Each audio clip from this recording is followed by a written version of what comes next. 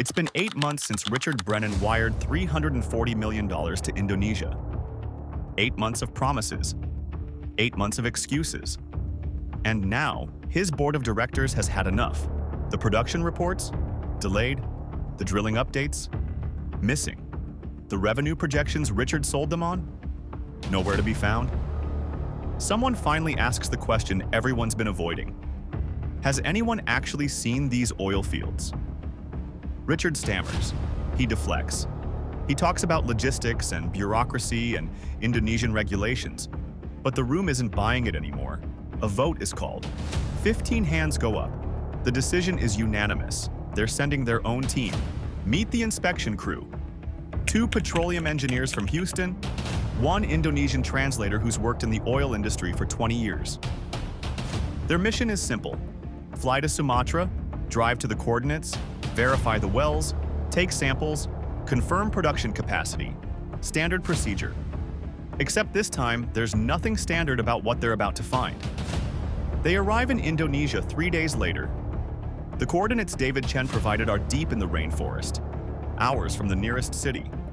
The kind of place where real oil companies operate. Remote, isolated, hard to reach, perfect for drilling, or perfect for hiding a lie.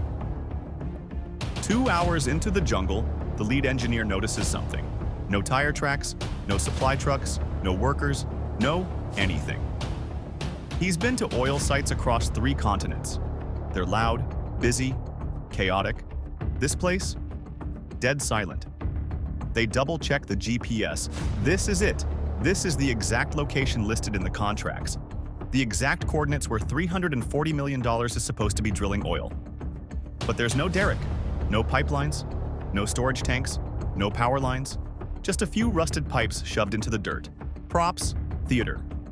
One of the engineers kicks a pipe. It tips over. He looks at the others. We've been had. They call Houston. Houston calls New York. New York calls Richard.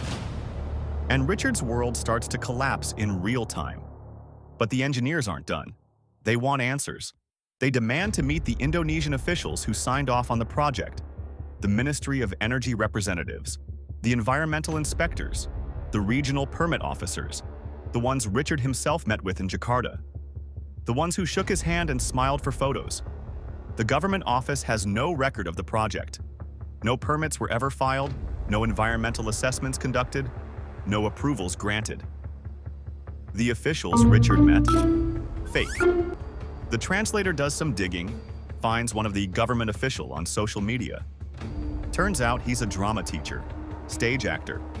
Paid $2,000 to wear a suit and recite lines David Chen wrote for him. The others? Film students, local hires, aspiring performers.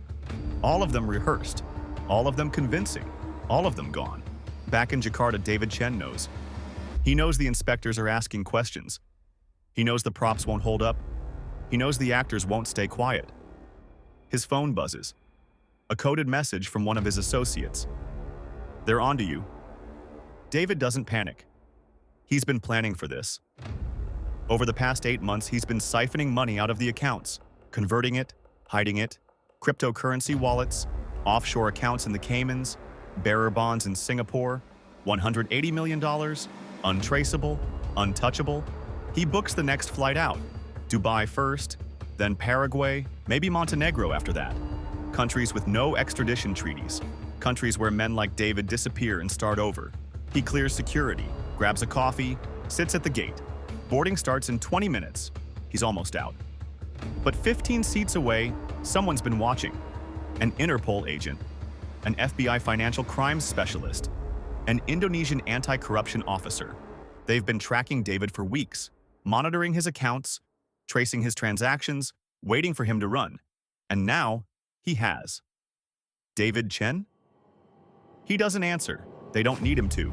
They take his laptop. And that's when they find it. Not just the oil scam, not just Richard Brennan. Files on 12 other cons. Energy deals in Nigeria. Mining investments in Mongolia. Rare earth schemes in Brazil. Dozens of victims.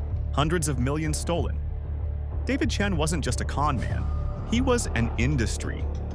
Back in New York, Richard gets the news. Suspect arrested in Jakarta oil fraud. He should feel relief, justice, accountability. But all he feels is dread, because the con is over, and now the reckoning begins. The man who built the lie is in custody, but the man who believed it, he's about to face something worse.